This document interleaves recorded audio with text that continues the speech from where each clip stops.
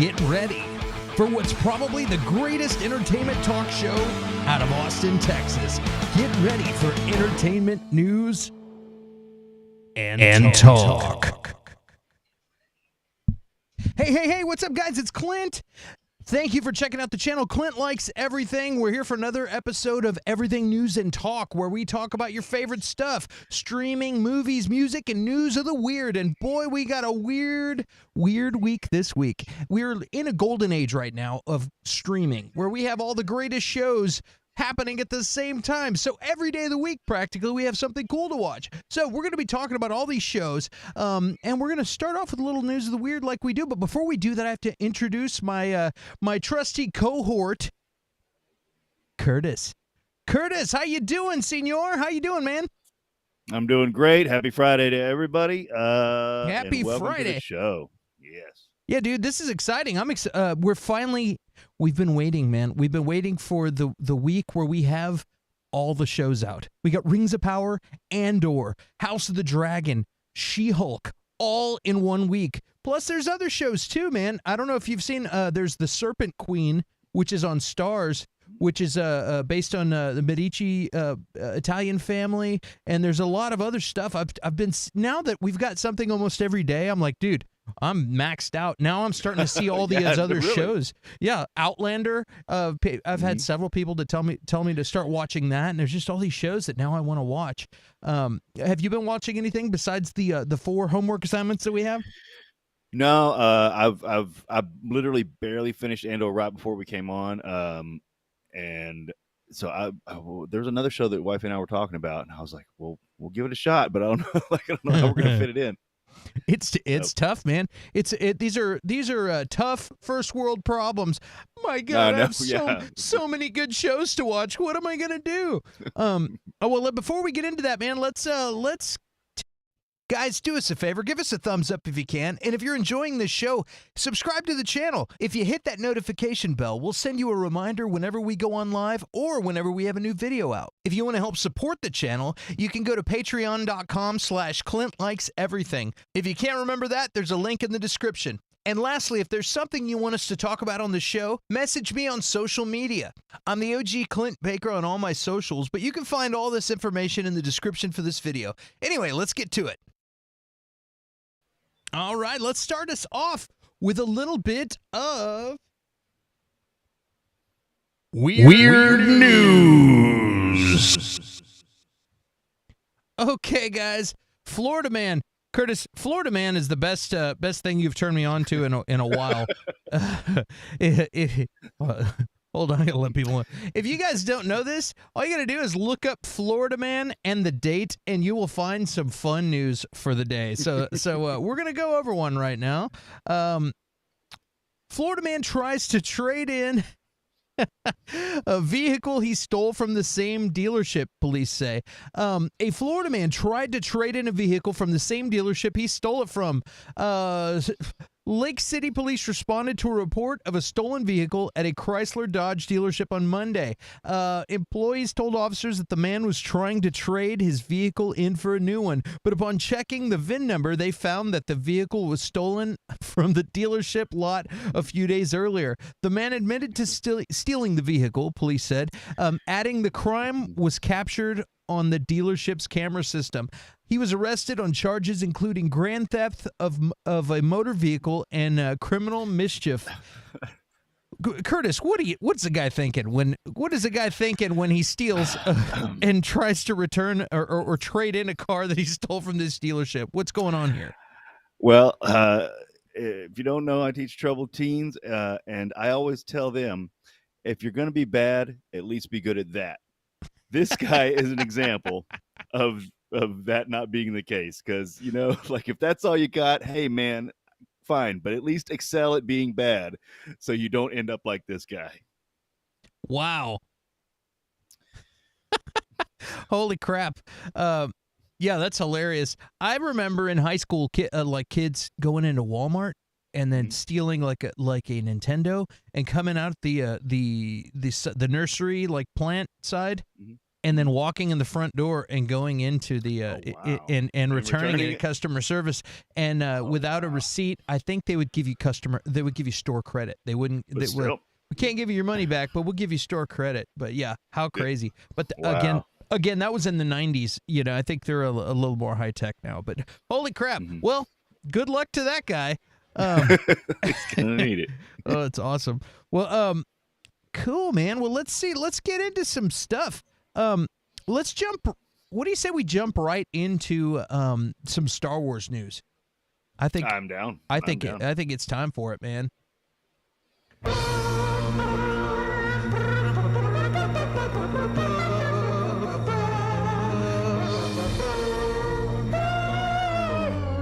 It's time for Star Wars news. This isn't news. This is Andor. And this isn't the countdown. This is time. This is Andor time. Oh, yeah. Time 0, baby. Time 0. Holy cow.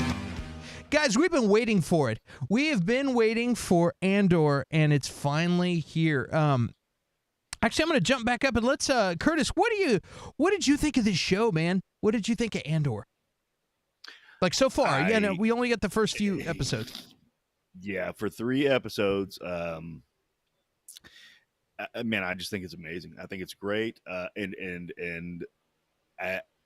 you don't have to be a Star Wars fan to like the show. And in fact, I don't want to say you might like it better, but like this is not people. If you're thinking that it's like, oh well, whatever, I'm not in Star Wars. This you don't have to be. Like wifey watched the first episode with me, and I mean she's fine with Star Wars, but she's not a huge fan, and she was like, wow, that was good. And I watched the next two, and it was just, this is a really good show. I'm also digging it, man. I noticed some people online that were like, oh, it drags, it's slow. And I'm like, man, do you watch movies? Like, really? Yeah, I was like, this was a setup movie. This was like a pilot movie for a show. Mm-hmm. This is like when Battlestar Galactica first happened. Sure, they set the foundation, they set the tone with an hour and a half movie, and then after that was maybe my favorite TV series ever was the Battlestar Galactica series. Yeah. I don't know if you ever watched that. It was so good. Oh yeah. But yeah, it kind of blows me away, and I feel like a lot of it's because they don't have any fan service. They're like, we're not going to just throw out just random stuff. We're here to do some storytelling, and I'm like, it's about frickin' time. You know what I mean? I don't need to see Qui-Gon's lightsaber in a scene, or you know what I mean, or like let's tell a cool story. And this is a story about the rebels. This isn't the Skywalkers. This is a rebel. And they're telling the backstory about how Cassian Andor, who ends up helping in retrieving the plans for the Death Star for Star Wars in Rogue One, we all know that movie, and they're telling his backstory. So, I mean, for me, it's super interesting to see other stuff that's going on in their universe, in their galaxies. You know what I mean? And I'm loving it. I really love this show, and you're right. This could just be a random sci-fi show. Honestly, it could have been something else, but it is Star Wars, you know. Well, and that's the thing too, is that for people that say it drags, we're going to talk about a show that drags. But like in the first episode, he kills the guards, and it's a runaway episode. I will say the middle episode is slower, but it's, again, like you were saying, it's building more. And the last episode, half of it's a gunfight, and an awesome one. So, I mean, yeah, maybe if you only watch the middle one, I could see that. But honestly, like, yeah, right out of the gate, I think it's swinging. I think it was awesome. I was thinking about this, and like early Star Wars is a lot more like this. You know what I mean? Mm-hmm. And then we got to a certain age where Ewoks, like in Jedi, you get the Ewoks, and they start doing things to make it more kiddie. And since then, you've had Jar Jar, you've had all of these things, and it's been more of a, I'd say, Disney-esque experience since then. And this feels like the early Star Wars to me. I just wonder, if the people that aren't digging this show are people that are, 10, 15 years younger than we are that grew up with the prequels. You know what I mean? Yeah. Because we were talking about this before, where I was saying, like people, there's going to be a generation of people in 10 or 15 years that are like, dude, Kylo Ren is the legit guy. You know what I mean? And we're like, what? Get out of here. And it's but that's somebody's childhood, and that's what makes you love it. Like I grew up with the with the originals, and I mean, I saw Empire in the theater. It was one of my first memories is seeing that. And I had that little the vinyl 7-inch record of A New Hope, and every time the bell rang, you had to flip the page. I wish I still had that book. I used to stare at that thing for hours as a toddler. And so for me, that's Star Wars. And I feel like maybe somebody that grew up with Darth Maul and like the prequels thinks that's Star Wars, and so they're like, this is boring. But to me, this is like some of the most legit Star Wars we've had in a long time. And somebody else can say, hey, it looks like a Blade Runner or something, but it just looks like sci-fi to me, And I could say, like, I mean, you make a good point, but honestly, like, if they are the prequel fans and they were fine with basically a good 2.5 hours of Senate jargon in their 6 hours of Star Wars movies, they're probably okay with the Andor dragging a little bit. But like I think it's kind of the point you were making earlier. There's not Jedis jumping around. They're not necessarily okay with it just being extended universe. They want to see Jedis, and they want to see other stuff, or robots and stuff like that. They that's what they came looking for, and it's like it's just that it's not that kind of show. And honestly, like, I don't hope it turns into that type of show. I like what it's going with now. I like it now. It's a different type of show, and I want it to stay that way. I mean, you can have a Jedi now and then, but I don't want it to turn into flips and swords and stuff like that. I want real humans, real people dealing with the Empire in their day-to-day basis.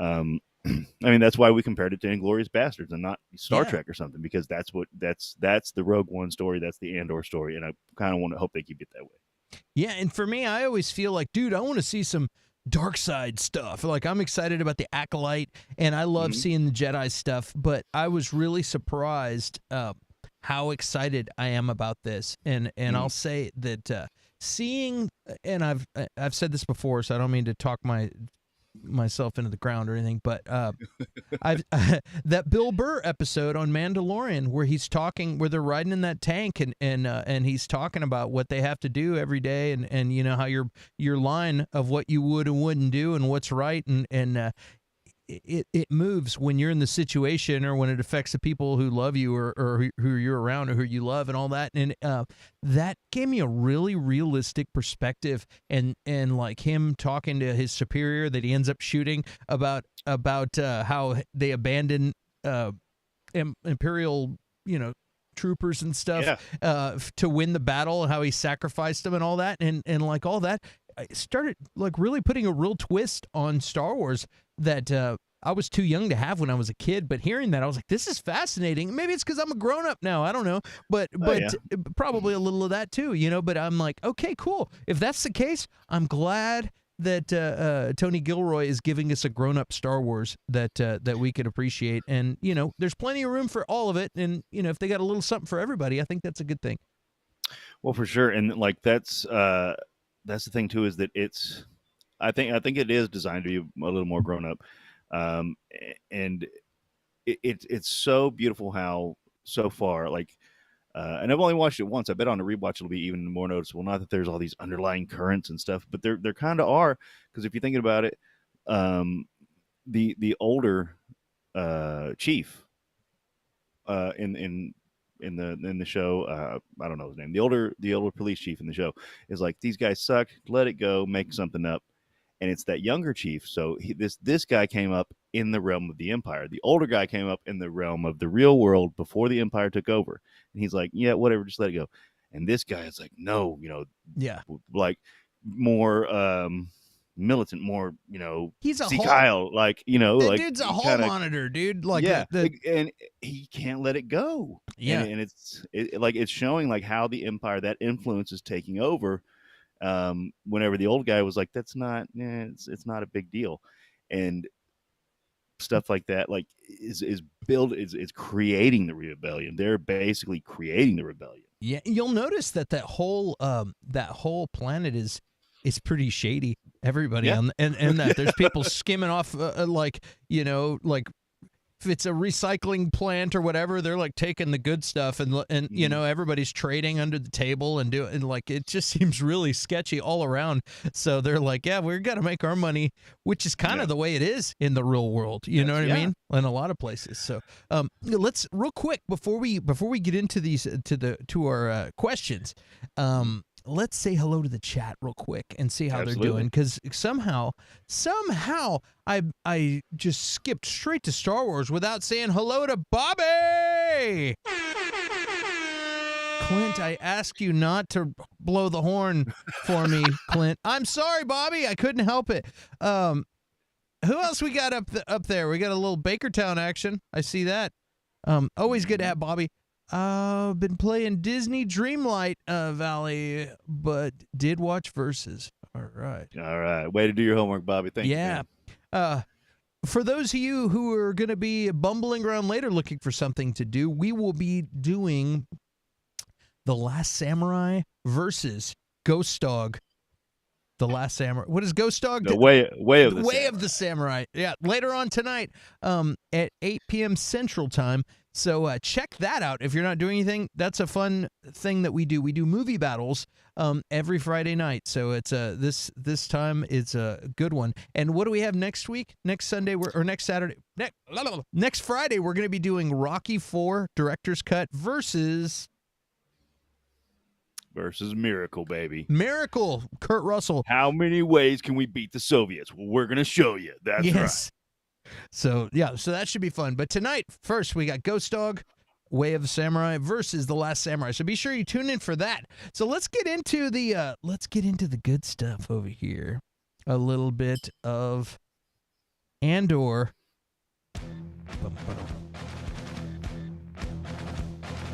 All right.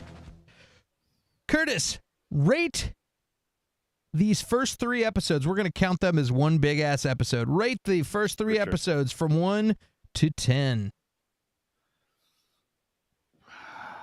I mean, I don't want to go. I can't go 10 right out of the box, I guess. But I like that. The only reason I'm not is like I'll go 9. But like flaw-wise, maybe it was slightly slow. But I don't even want to agree with those people. These were just great. It left me wanting more. It started strong, and maybe it did slow down a little bit in the middle, but it was building story, like, so you care about stuff later on, and it has something to explain later on. And then the way episode 3 ended was just spectacular. And I was honestly thinking, because they had the little 10-minute preview, I was like, well, I know I'm going to see that. I've already seen it before. But the way they cut it, it wasn't like that.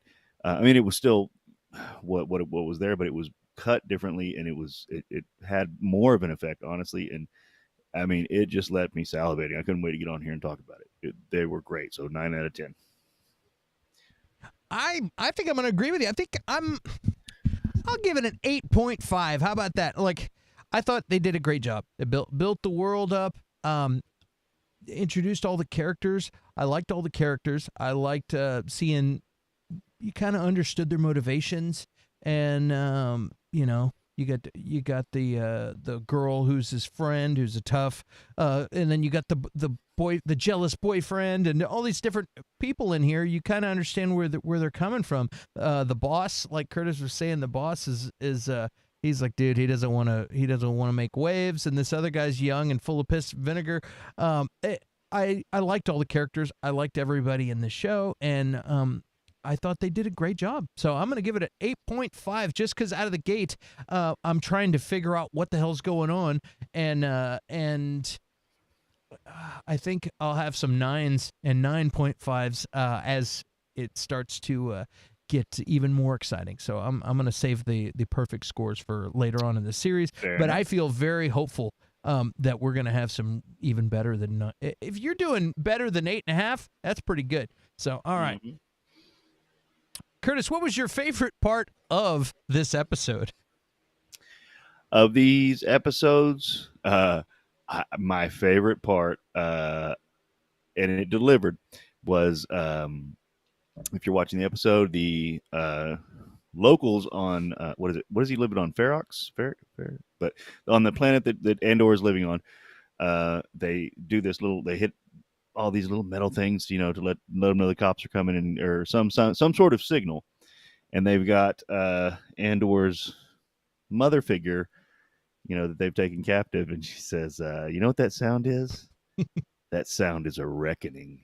And she's like, I'm paraphrasing, but you'll get even more scared when they stop doing it. And God, and it was just so awesome. Just oh man, it was great. And that's the thing too. The way they set up, these are corporate cops. They're not even like Empire cops. These are just some corporation the Empire paid for security, and it is so great. It was that part was really good. Yeah. Because he kind of looks over like, like, oh, what? Oh no, what does that mean?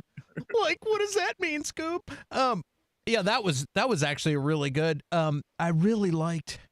There's so much about the show I really liked. There's a whole Lord of the Flies feel in the flashbacks. Also. And that I liked that. I was fascinated to know what was going on with that.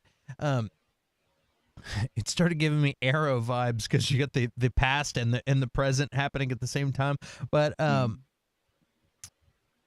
if I had to pick a favorite part, I thought it was really cool that Cassian's friend, she goes over and then crawls up and goes into like, I need this part. Okay, it's good. You're gonna have to go in here, and she goes over into the salvage yard, and then goes behind some junk, and then crawls up this tube, and then is Morse coding out to the rebellion. And I just thought it was cool to have a hidden Morse code type of a thing in a junkyard, like just random. I didn't even expect that. I thought that was really cool.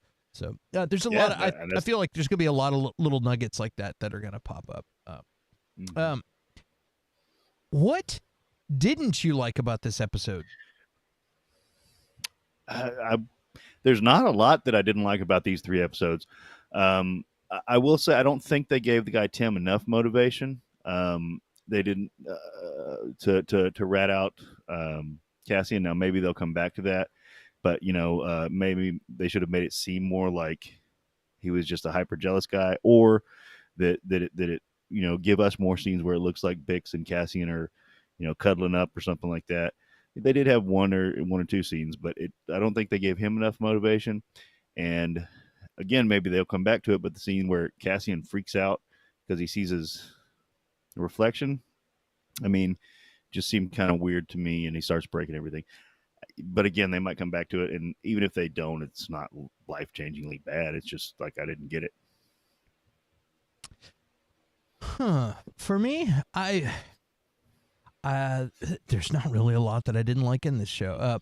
I'd say something about the uniforms that the Rent-A-Cops have. I don't like the uniforms, but then they went ahead and made it like they almost pointed that out. You know what I mean? Like they're like, did you get yours tailored? And the one hall monitor guy that's by the book guy, he tailored his where it fit him perfectly, and to where the other guys have these sloppy uniforms, which kind of makes it kind of lets you know, like, hey, these are like Rent-A-Cops. Like when you go to the when you go to the grocery store and you see you go to Walmart and you see this sloppy security guard with a shirt that's the wrong size, and he doesn't look like an official officer, but you're like, the dude's doing his thing. He's a security guard. It's cool. Like, I'm glad he's working, but it's not like a pristine military, perfectly tailored outfit. So anyway, I didn't like these suits. The suits at first, I was like, these suits are sloppy and weak. And I even saw it in the little 10-minute documentary, and I was almost thinking, is this some indication of the level of quality that this show has? Then I learned that was on purpose. That wasn't that Good. they got cheap outfits for the show. They're like, oh, this costume department sucks. It's that this is supposed to be not fitting uniform. So Yeah, that's what I was going to ask you if you thought it was on purpose, and I thought so as well, or I thought so, but I'm glad you confirmed it because yeah, it did. I think it was to make them look like rent-a-cops because that's what they were. They're just some corporate cops, yeah. It was a great, great little director, trick or however you want to say it. uh, what was your favorite character? Who was your favorite character in this show? I mean, honestly, we've got so many good ones. You've got Cassian and Skarsgård actually was awesome. I can't remember his character name, but or even his first name, but Skarsgård was awesome in it. But honestly, my favorite character is that chief the from episode 1. Who's like, these guys are scumbags. They did all of this. They did that while on duty, which is all illegal. Blah blah. Let this go. And they probably deserved everything they got. And I'm going, to a meeting. Like, leave me alone. And it like I don't know. Like he was just a great character. He nailed his part. And I don't even know if we'll see him again. But like he was awesome. He was awesome. I want to say. I'm having a hard time. I really like Bix a lot. She's cool, but I also really like this new droid.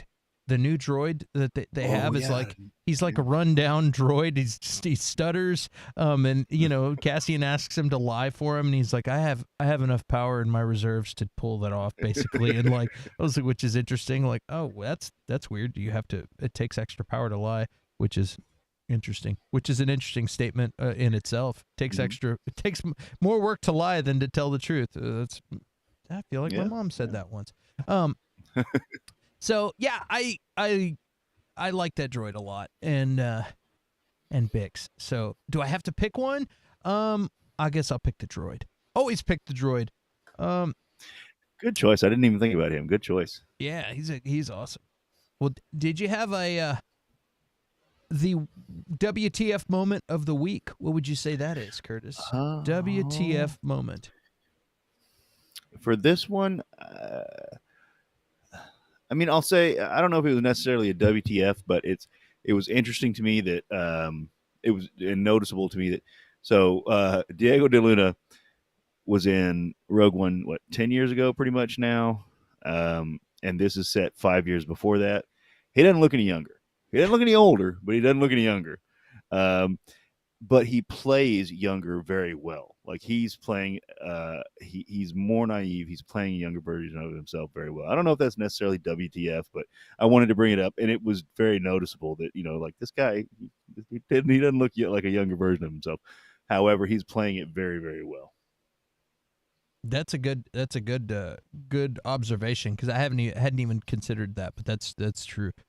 I'm gonna say just the fact that like they show the scene where Andor's talking to Bix and he touches her arm for a second, and you see her boyfriend get jealous and turn immediately. I was like, oh, he's gonna rat him out. I knew immediately. And like you said, Curtis, before, and it seemed a little bit harsh, like just for the hand touch. I was like, like really? That's all it takes? So I'm gonna guess that maybe this kind of thing has been going on for a long time, and this guy's over it, and he's a jealous boyfriend. But just the you got to help me, touches her arm, and then I was like, all right, that's it. I'm turning this dude in. Okay, wait, what? They clearly have a history. Now they might maybe she's his ex-boyfriend. That we don't know. She might be his ex-boyfriend. I don't know. But I was like, hey, come on, man. Like that was a little bit too easy.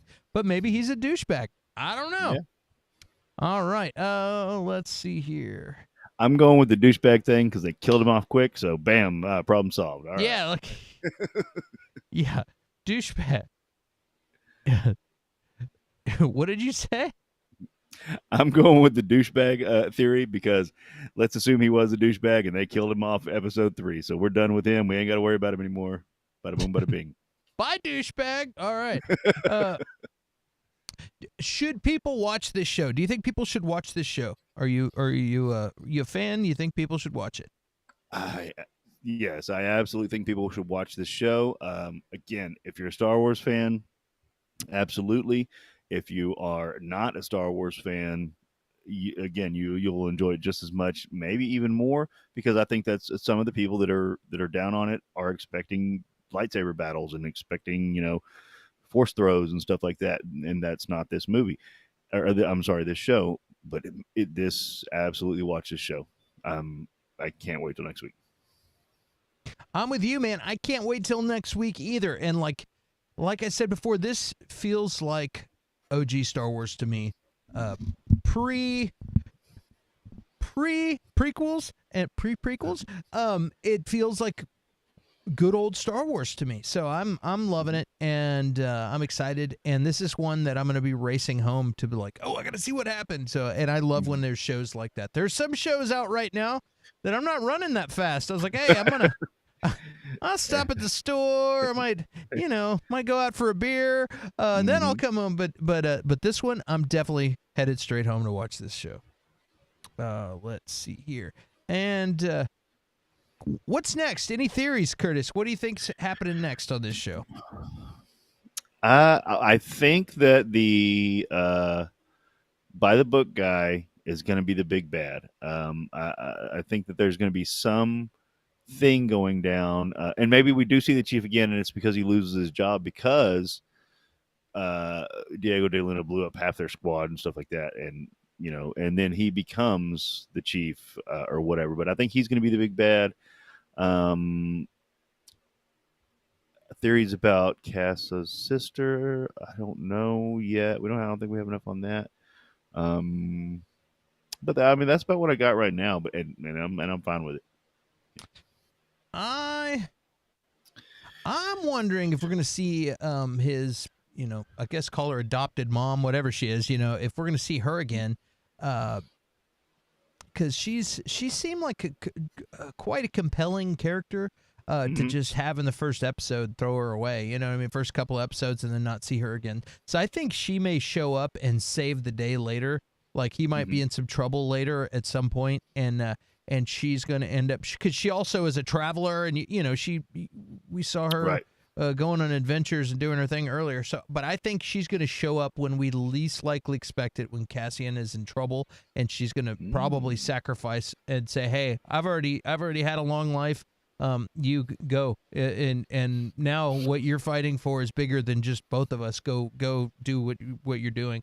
I think once things are happening, that's going to happen. I also have a theory, because his sister, he hasn't seen her since he left, and he left her to go check out the crashed ship on his home planet when he was a kid, and we haven't seen her.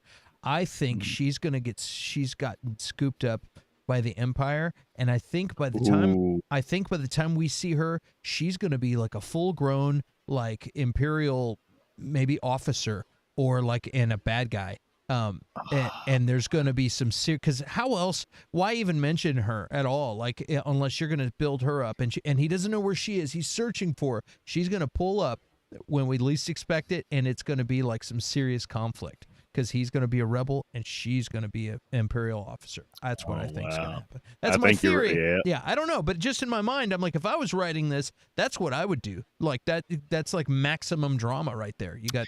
Now I'm going to be disappointed if it's not that, though, Clint. Yeah, me too. So guys, man, be sure to watch Andor. If you haven't watched Andor yet, go watch the first few episodes. Every week we got a new episode coming out on Wednesday night, and we're going to be talking about it every Friday here on Clint Likes Everything. So be sure you check it out, and we're going to move forward. But first, we're going to check in with the chat. So, bam. Yeah, I'm glad you liked it as much as I did. I was really hoping you would.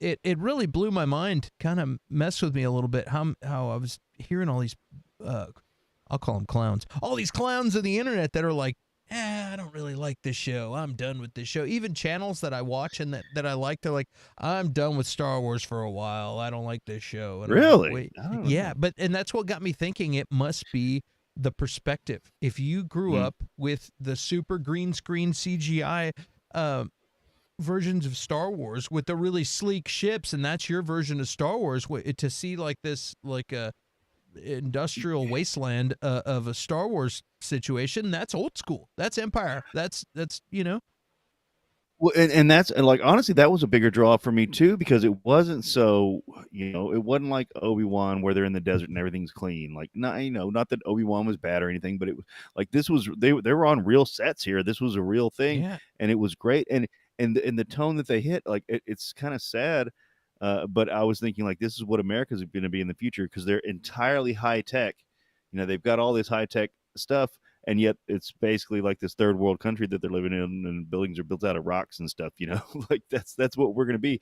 Everybody's going to be putting all their money into this tech, and then like live in like some shack. Like it was like I thought that was spectacular. I thought that was great. There was supposed to be a show that never got made, and there is a pilot out. You could find it. I think it's like 9-10 minutes long. That's on. Mm-hmm. I think you can find it on YouTube. It might be called Underworld, Mm-hmm. but it's Star Wars, and it's George Lucas made this pilot, and he wanted to make I've a seen it, yeah. TV series, and it kind of looks like the city scenes of Obi-Wan, the city, all the city parts, and kind of looks like the city from Blade Runner. And so Right. it's like, I'm like, that's what space towns look like. That looks like like you see footage of Asian major cities and stuff where there's a lot of stuff going out on the streets, a lot of street vendors and stuff like that. Cool, man. I want to see that. And I really appreciated that little test pilot that they did, and I'm glad now that kind of vision is leaking into Obi-Wan and other things and stuff. And yeah, I agree. Does it look like Blade Runner? Maybe a little, but Yeah. I mean, it's gonna be our perspective of what streets look like is based on a human perspective. You know what I mean? Maybe in space on other planets they don't have streets. So if yes, there's a bunch of streets with street vendors, that's based on a human perspective of what a street is and what a neighborhood looks like. So I mean, they didn't give a fresh perspective at what cities look like. Well, yeah, they based it on what human cities look like. Get out of here. Right. So people are dumb. All right. Yep. What do you guys in the chat think? Well said, sir. Yeah, you know what I'm saying? I'm like, of course Yeah. it looks like Madripoor. Well, yeah, of course it does. It's a fucking human city street. Okay, sorry, I didn't mean to drop an F-bomb. What do you guys in the chat think? Did you watch Bobby? Did you watch the Andor series? Just curious. Oh, well, let's. No, yeah, she's been playing Disney Dreamlight Valley, so she's we're gonna give her a pass on that. She watched her versus homework, so she's all Hell right. yeah! Well, look at this. I think it's time for a little Marvel action. Time for Marvel. Yeah, what do you say, Curtis? You ready for a little Marvel action? Do it. Do it. She-Hulk time. And we're not going to be doing episode 5. It's episode 6. My graphics guy's just lazy. I'm Jennifer Walters. I'm a lawyer. Yeah. Episode 6.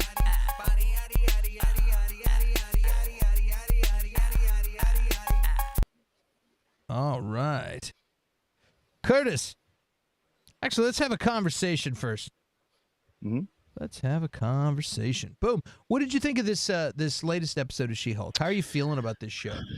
I'm still liking it better each show.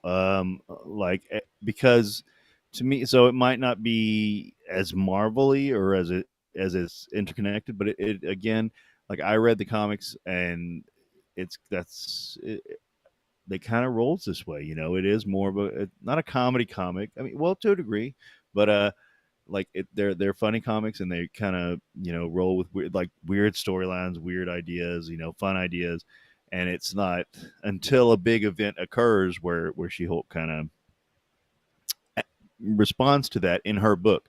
Now in Avengers and stuff, like she's a top A-list Avenger.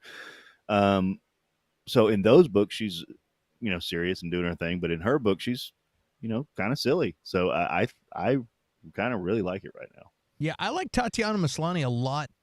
This last episode was my least favorite. I don't know what happened. Like, I don't know.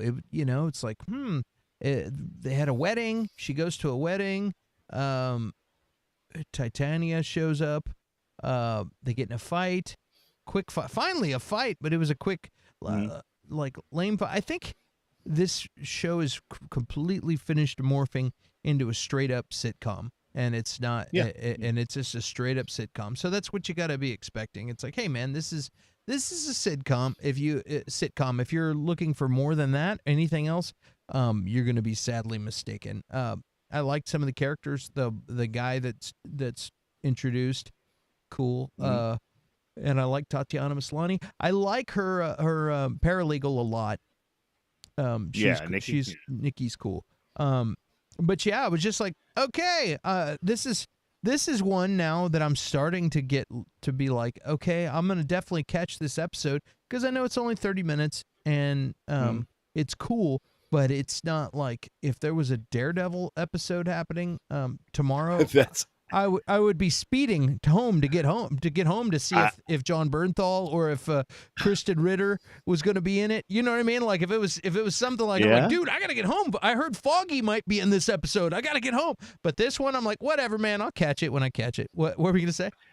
I was going to say that's why this was your least favorite episode, because they showed the Daredevil mask at the end of the last one, and you were ready and raring. And then this one, she was like, "Oh, this is a self-contained wedding episode." Like, no, that's Derek. That's Derek. I'm like, I would like to. You just opened your argument with, "If it was Daredevil, I'd be racing home." Like, no, I'm just saying, like I'm excited to see that. I'm excited to see other shows that are coming, and I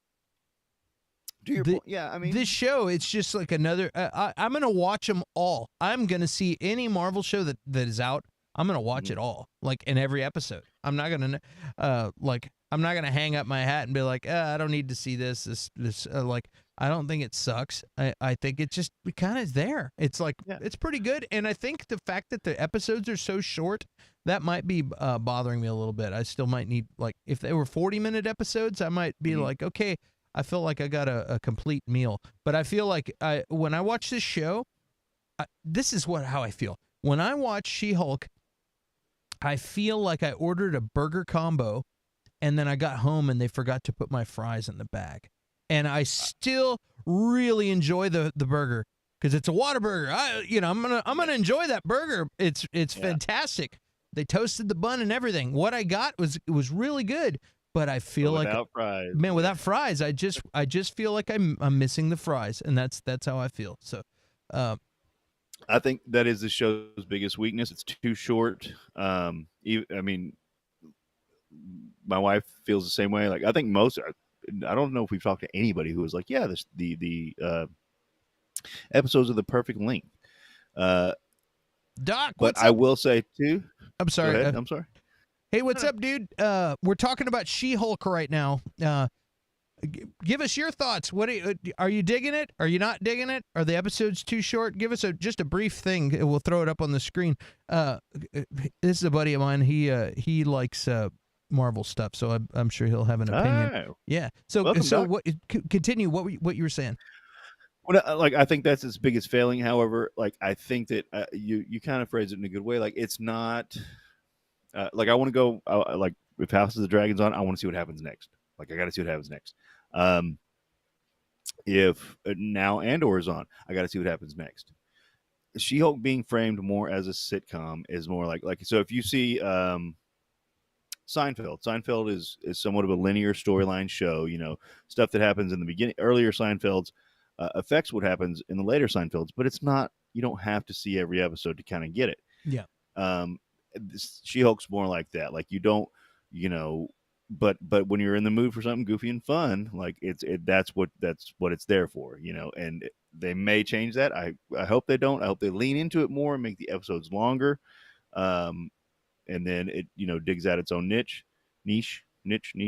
But and but that's the thing, is that it's gonna be, it has to be its own thing. That's what the book was. That's why it kind of fell in and out of popularity. It'd be really popular, and then they'd cancel it, and then it'd be really popular, and then they cancel it. Like, I'm not saying I want them to cancel the show, but that's the thing. It's not designed to be like a Daredevil where you got, I gotta check that out. I wish it was a little funnier too. I'm gonna say that too. It's like they did a really good job of casting likable people, but and I'm not trying to take a dump on this show. Like, you know what I mean? I want this show to be good, and I want it to succeed, Right. and stuff. But that's what I'm feeling right now, and maybe it's just this last episode. Maybe in the next week, it's like I had a different feeling, but Rings of Power. I'm like, come on, make with the. I need some meat in my sandwich. Where is it? And I feel like they gave me a little more this week, but that's a whole nother conversation we're about to have. But anyway, well, let's play the game, and answer the questions. Curtis, what did you think? What did you think of this episode? Rate this episode 1 to 10. I think I've been going 8s, and I keep saying they're better. I don't know if better is the right word, but comparatively good, the same level. So I'll keep it at an 8. I thoroughly enjoyed it. They're building the She-Hulk versus Jen conflict that she has in the books, where she's more confident. She feels more attractive. She feels, more herself as She-Hulk but they're building that, and I think, if they do it correctly, it'll work. So yeah, I still am on board with what they're doing, but not to say that they couldn't do it better. So yeah, I'll go an 8. I'm gonna give this one a 6.5. Nah, look, I'm not. Nah, yeah, 6.5. This was maybe I was just in a bad mood when I saw this. Maybe this is my Shang-Chi. Like Curtis likes to bag on Shang-Chi. I finally got a fight with She-Hulk and Titania, and there was like no stakes, like no consequences. Like, somebody gets hit, they didn't even get mad. It was weird. I don't know. This is just an episode. Again, maybe I just was not in the right mood. Maybe I should have watched it, turned it off, gone to bed, and watched it the next day. But that's my score, 6. I will say, to your point, the fight, it was fine, except the biggest problem for me was, she slips on some ice and bangs her head on a hardwood floor and breaks her veneers. The scene before that, you got punched in the face by a Hulk. Okay? If you get punched in the face by a Hulk and your veneers don't break, slipping on ice and falling on the floor is not going to break it. Like, she was like, I broke my veneers. Oh, and it was like, you just got punched in the face by a. Let's save that story for things you didn't like. All right. Yeah, so fair enough. What's your favorite? What's your favorite part of this episode? Let's see. I liked when she was at. I like the episode in general because everybody's been to that shitty wedding before, or been a part of that shitty wedding before. But I did like how Titania basically sucker punched her while she was puking, because you knew it was coming and you just didn't know when it was going to happen, and she just did sucker punch her while she was puking. And she's like, she sucker punched me while I was puking. Like, who does that? So I thought that was pretty good.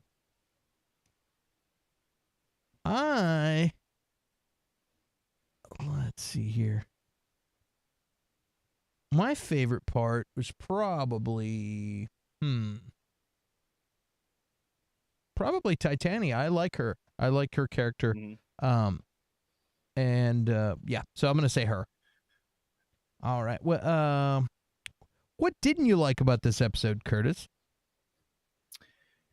Again, yeah, if you get punched in the face by a Hulk, a legitimate Hulk, and your veneers don't break, slipping on ice is not going to break them. Now, maybe She-Hulk weakened them and blah, blah, blah. But I just thought, not that I didn't. I mean, I didn't like it, but it was just kind of silly. Like that was what broke up the fight. Kind of how you were like, there was no stake, there's nothing fight. Yeah, there you go. It's like you took the words Thank you, right out of Bobby. her mouth. Thank you, Bobby. You saved me. So, but yeah, it just and how it ended, like, it should have been more grandiose. Unless they have a bigger fight throughout the season, it'll bother me more. But I think a bigger fight's coming. What didn't I like? I didn't like the bride. I'd say she was she was played well, but I didn't like that they're getting She-Hulk to do errands and like, hey, could you go clean this up and blah blah blah, and I'm like, I don't care if it's your friend and that's what you're supposed to do to your friends. Maybe that's real life. Like when you're the bride, you get all your friends and you have them spend a bunch of money on you.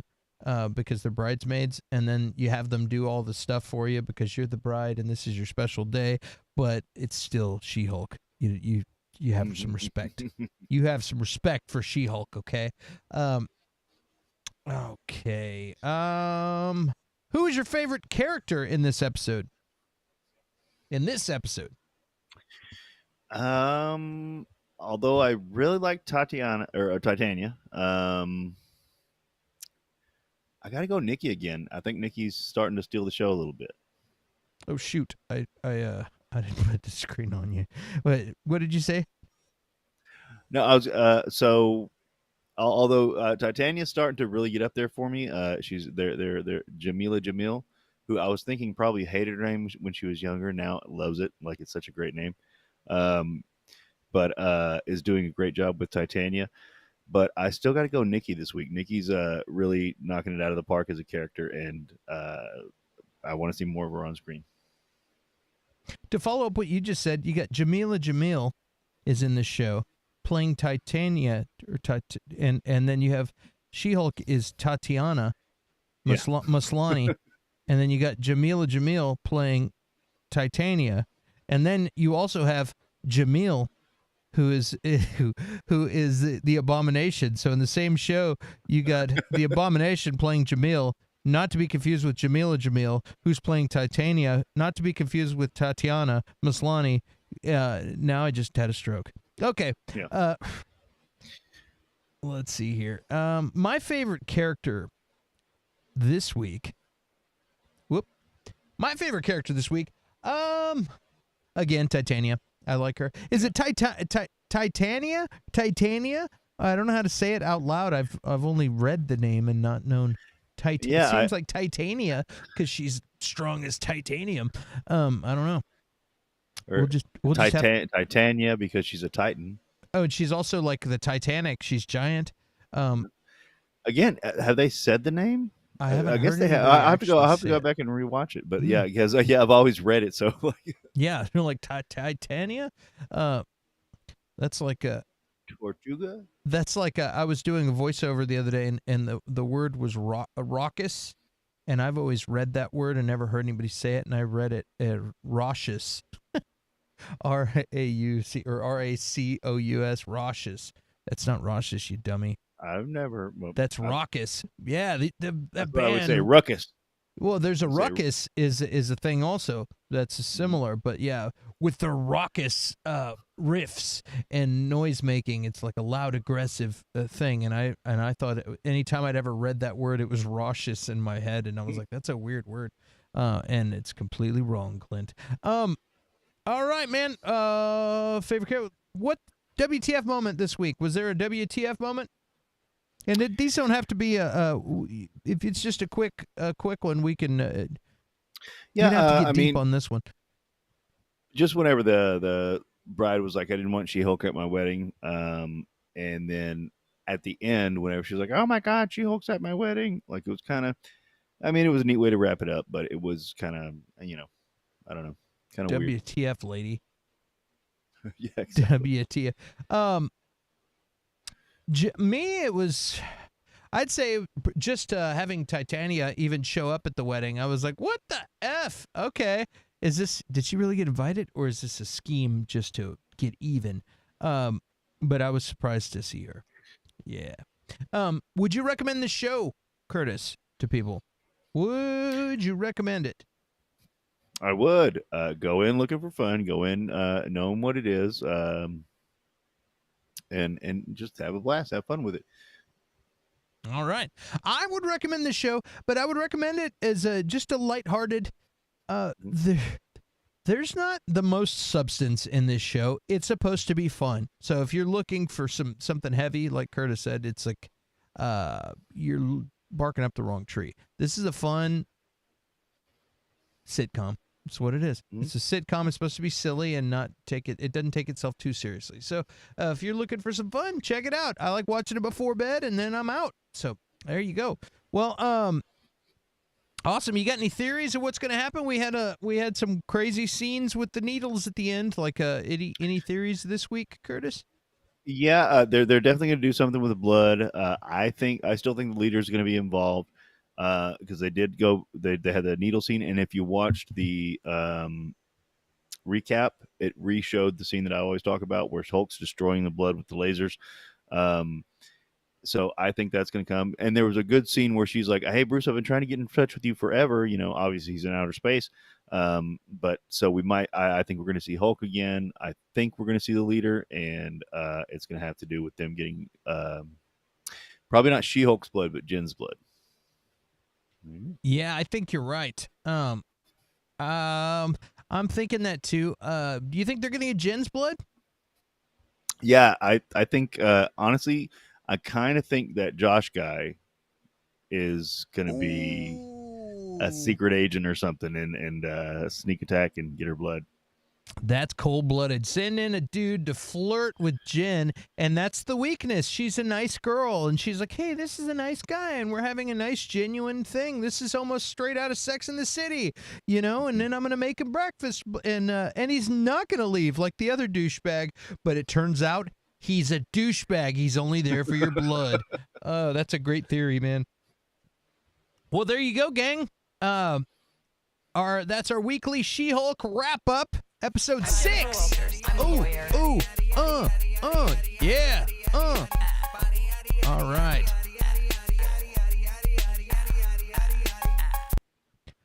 Okay. Well, man, so many shows, dude.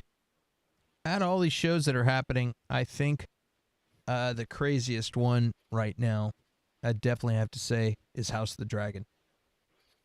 Holy moly! Yes. Did you catch up on that one, Curtis? I did. Absolutely. I've got, not only does my wife want to watch it regularly with me now, there are at least 2 teachers at work who are like, did you watch it? Every time I watch it, and they're like, on Monday, I didn't watch it Sunday night, and I was like, no, just don't say anything. I watch it tonight. And then Tuesday they're like, did you watch it? And I'm like, all right, we can talk about it now. Yeah, it's doing that thing that Game of Thrones does. And when you have to when you're having conversations at work and people are like, don't say anything. Yeah. I haven't seen it yet. Wow. Yeah, this show's doing it. I'm loving House of the Dragon. Again, I sprinted home every chance I got to see Game of Thrones and loved that show. And this one is doing it. Millie Alcock's fantastic as Rhaenyra, the princess. She's awesome. Matt Smith, who now I'm wanting to call Matt Damon. Yeah. I heard somebody say that, and then I was like, dude, I just want to call him Matt Damon from now on. I'm not even going to call him Matt Smith anymore. Yeah, and like Patty Considine, what is it? Considine? The king, his name is Patty, and he's badass. And like that character is the one I feel the most sorry for, because I feel like he's like really the genuinely most good guy in the show, and he just wants things to go smoothly. And, for sure. And everyone in this show makes sure that it doesn't. It's so much fun. That when they release the DVD for this series, they should just take that as the synopsis, what you just said, and put that on the back of the DVD. That's really it. You like, after a while, and at first you're like, they did a good job of making it seem like Damon was like, you are weak and all that, and then so us as the viewers, we're like, yeah, that guy's weak. He shouldn't be king. There's a little part of us that thinks that. And then Yeah. as time progresses, like we see like, oh, he gets it. He knows what's going on here. He knows this. He's a lot smarter. And then he's also trying to keep his word to his daughter, and he's being true to his word instead of like and forgoing like traditions and things like that. And because he's a man of his word, and it's interesting to see him go through that much trouble to keep his word to his daughter because he knows that she's good and actually will make a good queen. So anyway, let's go through and answer the questions real quick. And what did you do? What do you give this episode? 1 to 10, Curtis. With this one, I'll go 7. I don't remember what I gave the last one. I remember I didn't like the last one that much. 7 point. We'll give it a 75. 7.5. It was good. You can see that it's a building to something else. I am afraid that they're building to something that's going to be next season, and that always worries me. I'm a binge watcher, so I'm not a very patient wait for next season person. So I'm already starting to worry, like, when are they going to cut it off? Like, so I'll go 7.5. 1 to 10. I'll give this episode a 8.5. No, but 9. I'm giving it a 9. This is a classic Game of Thrones kind of episode. There's a lot of talking. There's a lot of stakes, a lot of things, a lot of dominoes that were set up in the previous episodes that are all here. And it's just, this is a volcano waiting to erupt. And boy did it. And I'm not going to spoil anything. But I'll spoil it. Holy crap, man! When her knight, Sir Kristen, goes off at the end, he just Hiroshima time. He like just goes crazy. I was like, there it is. There it is. Right when I thought this was going to be one of those boring episodes, which it wasn't.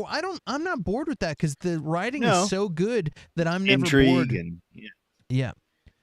I'm not bored in these episodes, even when there's a lot of talking, because they set up the dominoes, But when Kristen comes in and the eruption finally happened, holy smokes! All right, Curtis, what was your favorite part of this episode? My favorite part of this episode. This was the episode where he asked her to run away with him, right? Was this one, not the last one? I'm sorry, I'm getting. Yes, it was. This was the episode. Ask her to run away with him, and then on the way back to the wedding. Yeah, that was my favorite part. He's basically saying like, hey, you don't like this anyway. Like, let's, I do love you. Let's run away together. We'll get married. We'll have a life. And if you cut it off there, it's beautiful. But then she shoots him down like a dirty old pigeon. I thought it was interesting how he was like, "You want me to be your whore?" Yeah, that's what I mean. Like, and he's like, "I don't want before that part." Yeah. My favorite part was the ending, and Sir Kristen just going nuts on this guy and flattening his face, and then he's about to take his own life, and then he gets stopped. That was my favorite part, because I was like, wow, it's just a dynamite ending, just dynamite. What didn't you like about the episode? I mean, there wasn't much that I didn't like about it. I mean, we can talk about story elements and stuff that I didn't like, but of course that makes for a better story later on. But I didn't like. I'll say I don't like necessarily a little bit. It kind of seems obvious of what Damon's doing or going to do. Now, ideally, that's going to completely flip the script and prove me wrong. But it's right now it seems obvious what he's going to do, and that's not great. But maybe they'll prove me wrong. That's about all I got. All right. My least favorite part of this episode, I would say, is oh boy. I didn't like that they made the king walk all that way. It was just like they were straight up like clown. They were straight up clowning that guy since he got there. And his new hand was like, "What? How dare you? Where's the where are they? Like the Lord should be greeting him here, not his children." And he just goes along and makes his way up there. And so I felt like it bothered me because I like the king a lot. So I was like, dude, don't be clowning the king. Come on. All right. Who's your favorite character this week, Curtis? My favorite character this week was Sir Kristen. He's kind of been very close to a favorite for a while now. He's just a good character. But this week, I mean, he showed his he showed his honor, showed his love, and then that other fella, I don't know what his name was, but he just made a mistake. Now nobody deserves to get beat to death for what he did. However, he deserved an ass whooping. Like, I know your secret, and I'm not gonna, if we keep each other's secret, like he deserved an ass whooping, just maybe not beat to death. And Sir Kristen just got it done and was gonna repent, but the queen has grander plans, apparently. She's not a young lady anymore. Yeah, man, my favorite character was probably again still is the king.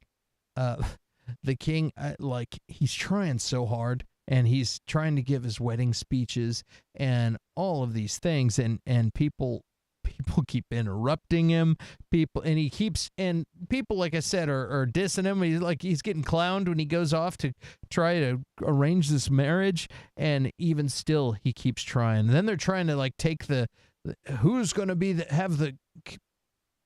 what name is the king going to have, or the heir to the throne going to have? And he's like, look, the kids can have your Valeris last name, but anybody made king or queen is going to have Targaryen. We're not going to kill off the Targaryen name. So it's just interesting to see him play chess with these people and try to do the right thing, but still anything from his wife walking out there in a green dress to Daemon showing up in the wedding, which he probably wasn't invited to, and just like everyone is clowning the king, and it's sad to watch, but it's so entertaining. Well, that's a good point. We're 45 or whatever, and the king's probably 60. Imagine handing off everything that you have grown and achieved to some fucking 20-year-olds, dude. Like, imagine that, because that's what he's doing, and he's trying to get them right, and it's like, oh my god. It's got to be terrifying. Yeah, and it's but it's not till he dies, you know what I mean? Until he's gone. It's not like they're going to take over next week. So. But it's knocking at the door, man. Yeah. That's knocking at the door. All right. I think WTF moment for this week is definitely him pounding in the face of that guy, of the boyfriend of the soon to be king guy. For me, it was and it might be me being dense, but like it was a big shot at the end with the rats looking at the blood. I couldn't figure out what blood that was. Was that the king's blood, or was that the guy who got his face beat in? There was a dude that got his face beat in. Okay. They had big plans of having a big festival all week and games and all this, and the party just got ruined. And so they just said, "F it, we're just going to marry him right now." So they just got the dude to marry them right on the spot. Like, let's just do this, get it over with. The festivities have have been ruined. There might as well be a giant turd in the punch bowl. Let's just marry them and get it over with. So that's what they did. And so you got rats over there licking up blood that hasn't even dried or been mopped up yet, which is wild. Okay. Yeah. Yeah. All right. Well, what do you think? You think people should watch this show? I think people should absolutely watch this show. Best show on television right now, period. Curtis. Yeah, if you're not watching this show, you jump up on it because this is awesome. If you're not watching this show, you're not my friend. If you're not watching this show, then fuck you. Curtis, F-bombs. What's next? You got any theories? What is next? I think that Damon is going to marry the younger Valeris. I think that there is going to be like a battle of queens going on between the dad's queen, Rhaenyra, and the Valeris queen. I think there is going to be. I think that all of the heirs are going to be from Sir Kristen, and at some point that'll be figured out. I think that the Lord Valeris, the older Valeris, will know that they're not his heirs and side with his daughter and Daemon because he's already worked with Daemon before. I think there's going to be a lot going on.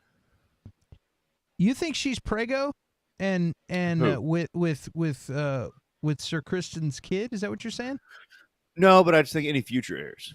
Well, he's done with her now, and he almost killed himself at the end of the episode. Everybody says they're done with somebody they're in love with, but if they come, knocking at your door, it's hard to keep that door locked. Dude, I'm pretty sure. And also, Alicent is just stopped him from killing himself. He's lost his honor. She knows the secret. She's going to stop him, and she's going to use him to manipulate the situation because she's looking out for her kid now, and her dad, Otto Hightower, got run off, and that's basically what he told her on the way out. Is like, look, you got to look out for this kid, and he's the heir. Rhaenyra's gonna try to kill your child unless you can splinter off and find a way to get her to be on your team. I think that's one of the reasons she saved him, is because she plans on him birthing illegitimate heirs with Rhaenyra, so that she can say she has no legitimate heirs, but look at my son. I think that's one of the reasons she saved him, so that because she knows that there's a love triangle going on there, and the Valeris son was gay. It doesn't mean he can't father heirs, but it just makes it less likely. And just makes it tough. I think, it makes it it's a little rough, and so. I think that's the reason she saved him, so that all the heirs will be illegitimate, or at least she can claim that. And I don't know. I don't know. It's a tough one, man. It's a tough one. So good. Yeah. All right. Well, there you go, gang. It is the House of the Dragon, episode 5 recap. I had to fix And Bobby. this. I'm sorry. Of course, I was kidding. About what? Whatever. I was like, if you're not watching, flibbity flam. Sorry, I'm sorry, Bobby. I did not mean to be offensive. I was just kidding. If you don't watch Game of Thrones, you're not my friend. That was from a Manowar record. They say, if you don't like metal, you're not my friend. That's from a record. I've heard Dustin say that 1,000,000 times. Oh, let's see what's happening over here in Rings of Power land. Rings of Power. It's time for the Rings of Power theme song. Rings of Power. Rings of Power. Rings of Power today. All right. Bum bum bum bum doom doom doom doom. Rings of Power. I'm gonna record a song with some banjo. Rings Oh, of dude, Power that's today. All right, Rings of Power, the least exciting show on the internet. No, that's not true. It, no, no, yeah, no. it kind of is. No, it's not true. It was a slow startingest song. The slowest startingest TV series on the internet, meaning streaming. This show dragged and dragged. In this episode, I feel like they finally got a little bit of payoff. Like the characters are finally to a place where things are going on. And I actually enjoyed this episode. Finally. What do you think? I think that what was the payoff? The payoff was they built up to next episode. Bobby's like, I could take Patreon and she's one of my only patrons. She's but for sure. No, I really was kidding. Like, did it? Don't listen to Curtis. I'll get another guy on here. Don't listen to him, Bobby. In fact, now I'm be out of work. Bobby, you're in charge. You're the boss. If you want me to get rid of Curtis, get somebody else. Just say the word. I will. Fair enough. I'll kick him to the curb, like a there was a line and I crossed it. I'm sorry. a hacky sack. Even though you don't kick hacky sacks to the curb, you kick them up in the air. But still, if you're bad at hacky sack, you do. Yeah. Rings of Power. Rings of Power. Okay. Man, this show started slow. And it stayed slow, and it's one of the most beautiful shows ever because it had the most money spent on it ever. And I'm not bagging on the show. I'm just saying, like, let's give us some action, man. And finally, it feels like we're about to get there. What do you think about this, Curtis? What do you have to say about this show? That's my point. It feels like we're about to get there, but you know what? Last episode, it felt like, oh, something's about to happen.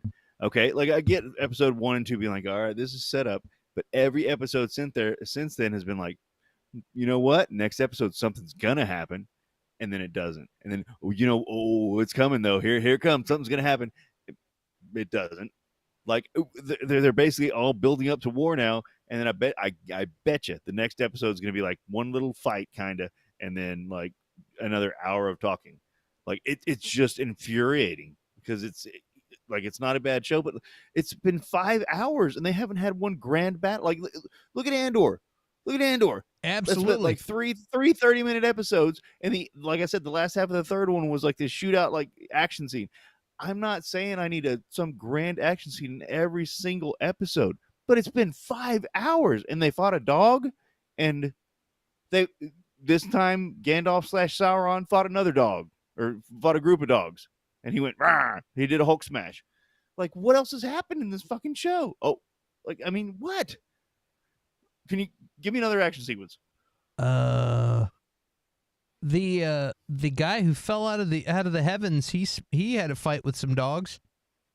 That's what I'm saying. That's he fought 3 dogs and he did a Hulk smash.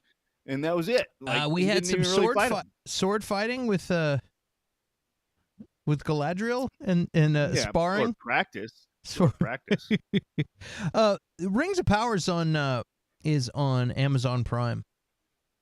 If you're wondering where to watch that, and it's not a bad show, but it's like you keep waiting for something to happen. Dude, I have a theory. I feel like now things are starting to come into like just start to happen. I feel like they have all of these storylines laid out, like a big storyline. Like, okay, cool, we're gonna do this. Is that story for these people over here for the whole show. Here's this story over here for the whole show, and so you're gonna have a situation, and you're gonna have an story arc, and then like a conflict type of thing, and then a resolution, and I feel like they laid all these out for all the different storylines. And if it was 1 or 2 storylines, we would already be into the thick of things. But since there's so many characters and so many things happening at one time, it's like it takes this long just to set everything up. And I'm like hoping, like, hey, we're about to peak, and it's like somebody that didn't know how to write for this many things going on at the same time. You know what I mean? And like it really seems like that. Yeah. And because, like, if you were to cut out all of the elf and all the elf stuff with the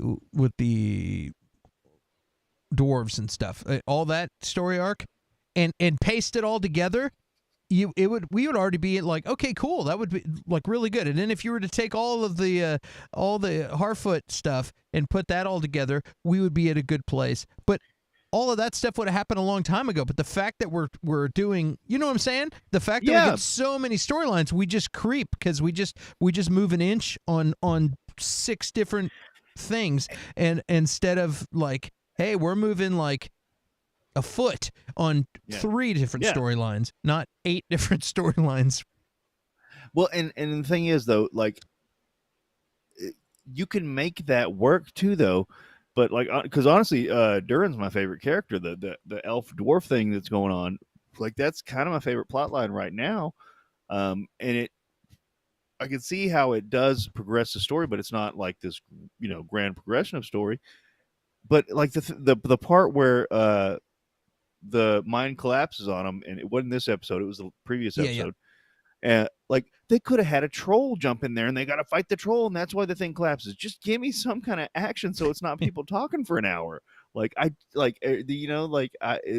good, it's fine, but it's like, I wonder. Well, nothing really happened. Like, they nothing just ever really happens. Like, That's Lord of the Rings, dude. Lord of the Rings is just a bunch of walking. They're not even walking, except the Harfoots. They're not even fucking walking. Not even walking. Lord of the Rings, dude, a bunch of people walking. Okay.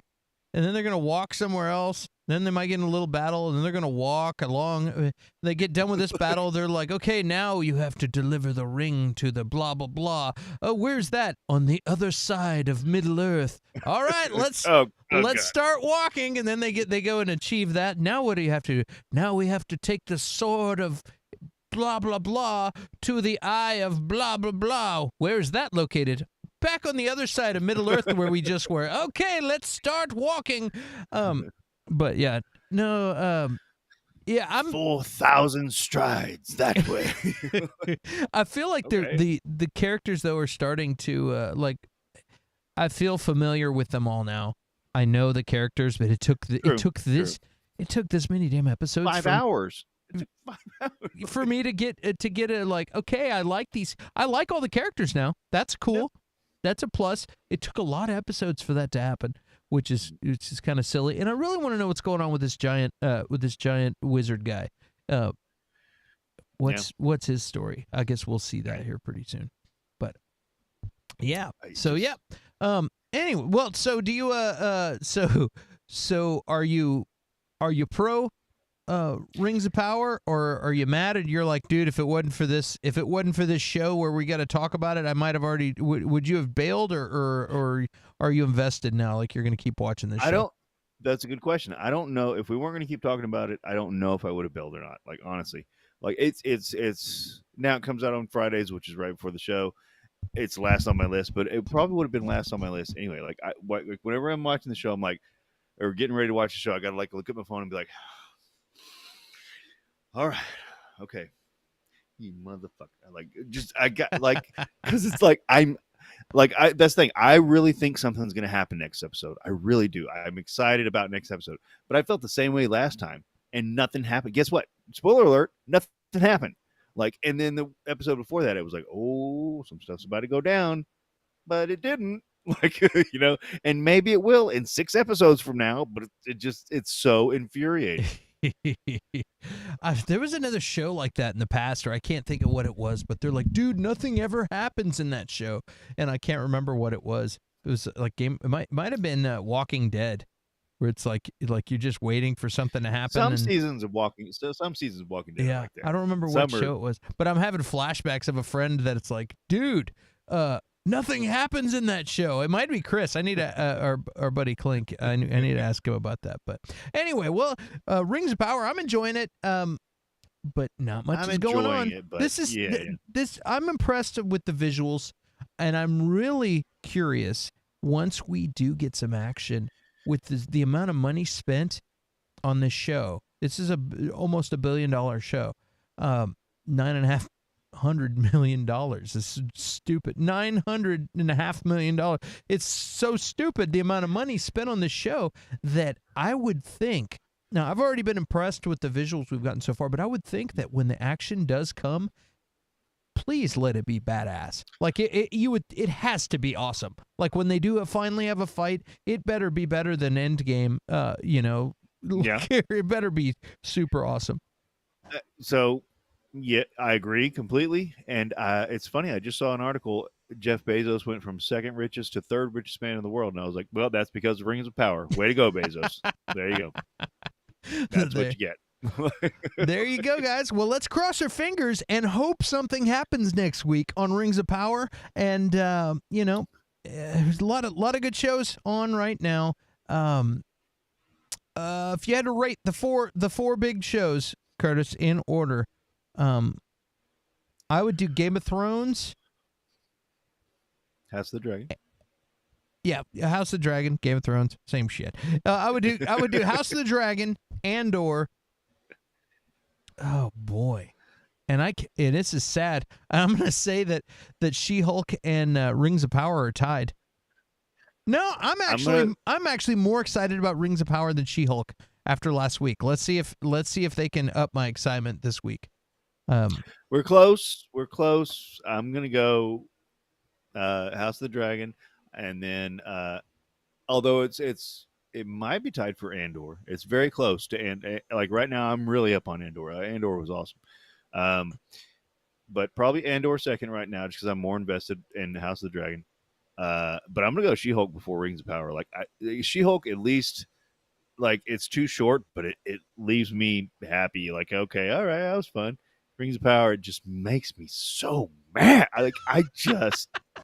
It's like it infuriates me so much. Like and you know what? It's gonna make me so much because in episode 9 or whatever the last episode is, it's gonna be fucking amazing. And then I gotta wait a year. I spent 10 hours of my life watching people talk, and then episode 9 is gonna be fucking badass, and then I'm gonna be so awesome, and I'm gonna be like, oh, I can't wait till next year, and I'm gonna forget all about the 10 hours of talking. Yeah. We got Bobby says, I watched the first Lord of the Rings, have them all in extended and theatrical, but can't take the slow speed. Yawn. Yeah. Well, don't watch this show because you'll really be yawning. We'll tell you what episodes to watch. Yeah, we'll just tell you what happens. We'll do a rundown of like, hey, watch this one. It's awesome. It's just like I am enjoying watching it. I'm like, I feel like I'm waiting for them to finish setting up so the show could start. And it's episode 6. That's how I feel, and it's fucking episode 6. Like, come on. That's a perfectly apt representation. It still feels like setup, and it's episode 6 of our episodes of hour long. Hey, take it or leave it. But you know what She-Hulk is after 6 episodes, and they're only 30-minute episodes. Like, to be fair, like you know what it is. You know the character. Like it's set up, but it still feels like Lord of the Rings is still setting it up. Yeah, I'll put She-Hulk in third. I'll put She-Hulk in third because I do get enjoyment out of that show. I think I'm just mad at this week's episode. I think so. That's so fine. There you go.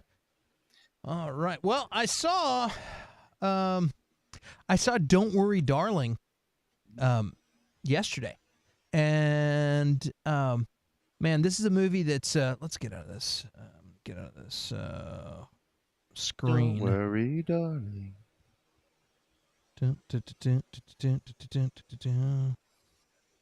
Bam! I saw Don't Worry, Darling yesterday. This is a show or a movie. Actually, I'm going to do that again because there we go. Here we are. Switch this. I saw Don't Worry, Darling yesterday in the theater, and this is a movie directed by Olivia Wilde. We got Harry Styles is one of the mains. Florence Pugh's in it. Chris Pine's in it. Gemma Chan. It's a great cast. There's been a ton of drama behind this movie. Everything from Harry Styles spitting on Chris Pine, which they say didn't happen, to what's his name? Curtis, what's the do it guy? Oh, Shia LaBeouf. Shia LaBeouf was originally supposed to be in this movie, and then they had parted ways, and then Olivia Wilde said that she fired him. He said she didn't. Sent a bunch of private messages to the Hollywood Reporter and videos and stuff to prove that, and showing to other sides of conversations, and all this. Has been tons and tons and tons of drama in the press, making Olivia Wilde look really bad. Florence Pugh's pissed at Olivia Wilde. Harry Styles is spitting on Chris Pine, like all these crazy things. And it's like, man, you've got a movie that's made with all these amazing actors, and there's more press and talk about the drama than the actual movie, and that's really unfortunate. I could tell you, the movie looked amazing. It was beautiful. It was a beautifully made film. The cinematography was beautiful. The style, the look of everything was awesome. It looked fantastic. There was some really cool shots and very artistic, creative things that they did with mirrors, like people showing up in the mirror, or like there was one scene where Florence Pugh goes down in the bathwater, and her reflection, when she goes down, her reflection keeps looking straight. And I was like, oh, and they cut scenes really fast, but I was like, oh, the reflection did something different. It was just little artistic things that they did in this movie where, like, there was some real artistic vision for shots and things. And as far as as a piece of art, I think this was a fantastic movie. Now, I'll say there's this movie's a movie that once you've seen it, you're spoiled, and the movie's not the same. It's got an ending that once you know the ending, you can't go back. It's like much like a M. Night Shyamalan type of a movie, And so I'm not going to spoil that for anybody. I'm just going to say it's a long time to get there, and I felt I was like, okay, I'm paying attention to every detail. Again, everybody looks great. The costumes look great. The hair and makeup is fantastic. The cars, the houses, everything looks amazing. The filming looks amazing. It's really well-made movie, like really good. But I found myself saying, what in the hell is going on? And that's supposed to happen for a while, but it got to the point where I started getting mad, and it went from suspense. That's supposed to build a little bit of suspense, and then when things go nuts, then you get it, and then there's the payoff. The payoff was really good at the end of this movie, and it went into other scenes and with Florence Pugh and things that were really good. Once I got there, I almost forgave the movie for the ride that I've been on. But the thing about it is, I was confused and wanting to know what the hell was going on for so long that it made it not enjoyable for me. And it took a really well acted movie. And so you have all these ingredients. The acting is phenomenal. And Harry Styles, for all of the, with all the drama, and there's people that want to like hate on him and her because they're in a relationship. So that's another whole drama in real life. Mm-hmm. Harry Styles and Olivia Wilde are in a relationship. So people are like, were they shacking up in the middle of this shoot? That's unprofessional in the middle of this movie. There's all this drama. I don't care about any of the crap. I could tell you. So people have been like, whatever, he's not that good anyway, because he's a musician, not an actor. He did a great job. He was perfect for the movie. He did a fantastic job. Would Shia LaBeouf done better? I don't think so necessarily for certain parts of the movie, and I think other parts that are maybe because he's a phenomenal actor, but not. But if you weren't comparing Shia LaBeouf to Harry Styles, I wouldn't say that he could have done any better. I think Harry Styles was perfect. It's more like just a different personality in a role rather than who acts better. And I think so. I'm going to say all the haters on Harry Styles, you're just picking a team because of the nature of the drama that's gotten behind this movie and affected this movie. Harry Styles was fantastic. Olivia Well, Wilde was hold on, I'll just wrap this up. Olivia Wilde was fantastic. Florence Pugh was fantastic. All these people were fantastic. But the problem I have with this movie, it's a really well made movie. And you did it. You set up a thing that had me confused the whole time. Then the payoff was awesome. But as an overall movie, it was an uncomfortable ride because I don't know if it needed to be shorter or what could have made this movie better. But overall, I only enjoyed it so much because I was confused the whole time. And there was a moment where I said, okay, is this some art piece that's going to be confusing the whole time? And I even considered for a second, maybe I was in a bad mood, of walking out and leaving. Oh, wow. Yeah, because the buildup was so long and there was chaos for so long. And maybe they were trying to make it chaotic and confusing on purpose, and that's part of the art of it. But you got to also make it enjoyable for the viewer. And so that's so I'm going to say I did enjoy the movie, and I appreciated judging this movie on all these different things. It was really, really finely made and really well made, really well executed on all fronts, except that it was drawn out, and I felt confused so long that it made me not enjoy the movie. And I did enjoy the ending. So there you go. So what were you going to say? So my question is, and so that's if Shia LaBeouf had been in the film and had done just as good or even better, let's say he did better than Harry Styles in that same exact role, would it have changed your feelings about the overall movie? No, because not at all. Not at all. And I don't think he necessarily would have done better on the early parts of the movie. I think Harry Styles was perfect. There's some really intense dramatic parts that Harry Styles plays at the end, and I could see if Shia LaBeouf was to do those parts, he might, because he's such a phenomenal actor, might be able to. I was like thinking, he might be able to really pull that off really well. Except when I think about Harry Styles' execution of the same parts that we're talking about, he did a great job. So I don't think the part was lacking. It's kind of like, okay, we had Ray Liotta do this thing. Do you think De Niro could have come in and done it better? It's a different take on the same thing. I think Harry Styles did great. Right, and so that's kind of like it's kind of a moot point there for those people arguing, oh, it should have been Shia LaBeouf, because if that's not the issue of the movie, like that's not the problem of the movie, correct? Like and I feel like a lot of the problems in this movie is, at least with the press and all that, is now people have decided, due to tabloid crap, that they don't like this person or they don't like this person. It's kind of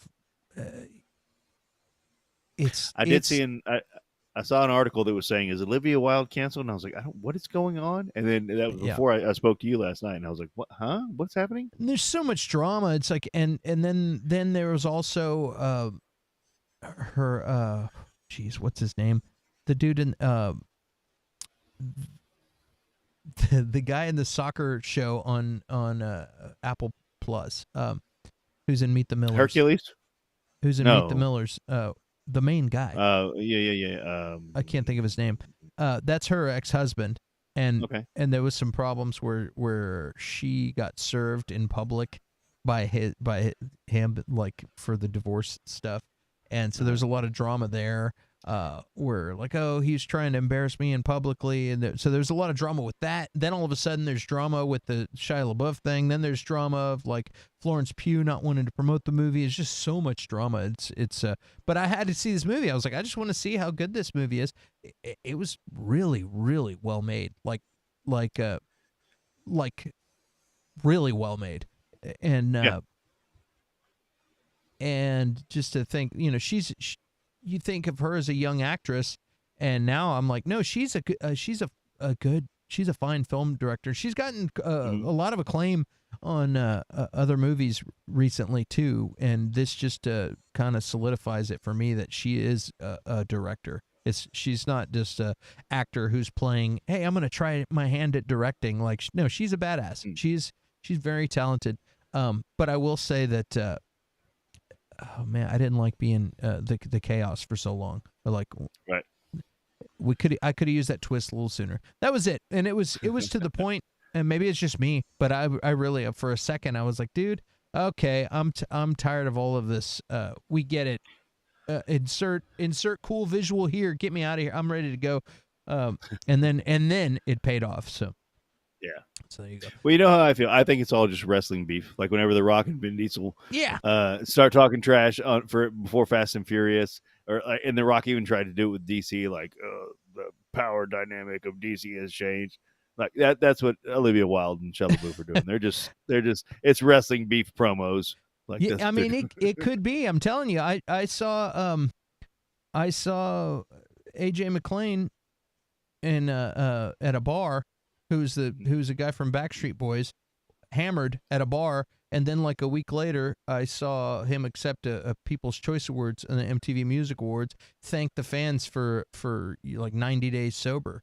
And I'm like, dude, I watched that guy drink 5 Heinekens and several shots. He was hammered and like making an ass of himself in this bar. And so I'm Thanks, like, guys. and I'm like, is that how it works? Is it like when Britney Spears freaks out and shaves her head? Is this all like, hey, my publicist comes and tells me to do this because we need. Nobody's talking about you. Like, so, yeah, we need to. Yeah, as long as they're talking about you, it's a good thing. I don't know what the deal is, but after seeing that, I was like, man, either he's a good liar or that's just how the industry is, and it could be. So, all right, well, that's it, man. I'm gonna wrap it up because we have another show happening in a little bit.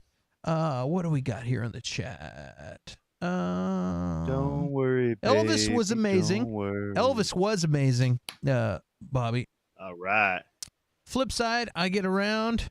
It was based on Brian Wilson. I haven't seen that yet. I Get Around. Have you seen that? No. She's asking if the movie is based on Brian Wilson, because "Don't Worry, Baby" is a Beach Boys song. Oh, Don't Worry, Darling. Yeah. So she's asking if it was based on the Beach Boys. I thought or if it's related. No, Everything it's will turn out. It's not. Right. This movie takes place out in this little community that's out in the desert, and all these husbands work for this company, and everybody that works for this company lives in this little area where they all go to work at the same time. I know what you're talking about. And I know the movie now. I know the movie you're talking about. All the Okay. beautiful, and it's like okay. 60s, early 60s style, like hairdos The and preview cars, looked late good. 50s, and it's all super colorful and crazy. But there's something going on with their job, and that's the deal. Yeah. And you're like, what's going on? What are they doing? Why are these what's going on? And they're in this little community where all company people work there, and Well, Bobby says 62, 63. Maybe it is based on the song.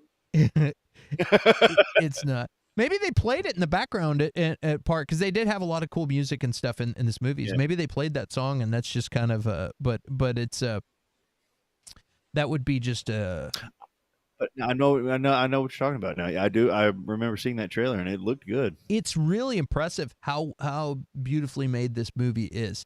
It's just part of making a movie is making the well, I guess not. I was going to say making the viewer enjoy the movie, or making the viewer not enjoy the movie, if that's your goal. I guess scaring the crap scaring the crap out of the viewer. If you're wanting to make me feel uncomfortable and confused for 2 hours, you did a great job. Good job. 2 hours and 3 minutes is how long this movie is, and again, it was beautiful, and I was watching the whole time. But after all, maybe they should have made this movie 2 hours and 45 minutes, and then it would have been what? Or not 2 hours and 40. 1 hour and 45 minutes. Oh, okay. Maybe 1 hour and 50 minutes, because there was a tipping point where I was like, okay, I'm over it, and then right after that, it happened. It kicked in, and it all made sense. So maybe if it was just a little bit shorter, I would have enjoyed it more. But anyway, go check that out. Go check out Don't Worry, Darling, and see how good a movie can be, even if there's a lot of drama in the media. Check it out. And guys, we're going to be here every week. on Fridays. So come back and check us out, and where we talk about all of your favorite streaming and movie news of the weird. Yes, sir. Me and Curtis, the man with the plan, will be back in 38 minutes. Oh, well, yeah. We'll be back in 38 minutes with Versus. It's going to be The Last Samurai versus Ghost Dog, The Way of the Samurai. So thank you for watching. Bobby, thank you for being the best.